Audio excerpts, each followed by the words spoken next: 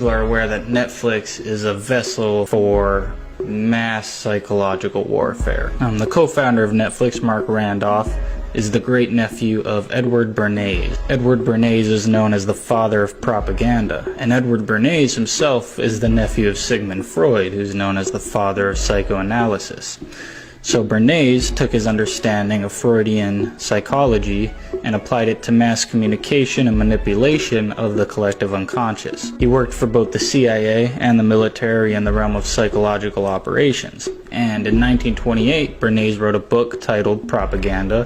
5 years prior, he wrote a book titled Crystallizing Public Opinion. The cherry on top, though, is Bernays' involvement with the Vatican. Cardinal Francis Spellman, the Archbishop of New York, sent Bernays to the Vatican to learn and study the Jesuits' methods of mental programming. This visit took place in 1957, the same year the papal bull Miranda Porcis was issued, which publicly commands all Roman Catholics to seize as much control of media as possible, whether that be through television, movies, or news outlets. For a little more context on Jesuit involvement in programming through entertainment, the Hollywood Production Code was written by Jesuit priest Daniel Lord S.J., and the Jesuits have been producing theatrical work since the time of their inception, and even helped write the works of Shakespeare through Sir Toby Matthew, who was a close friend of Francis Bacon and the Rosicrucians. So we know these guys have an affinity for programming through media. Ignoring the connection between their founder and the father of propaganda, Edward Bernays, let's examine Netflix a little further. The wife of Mark Randolph and the former CEO of Netflix was Jesuit trained at 2 different private Jesuit institutions. Other Netflix executives are also Jesuit indoctrinated, while others like Suzanne Rice and Logan Jackson are Rhodes Scholars.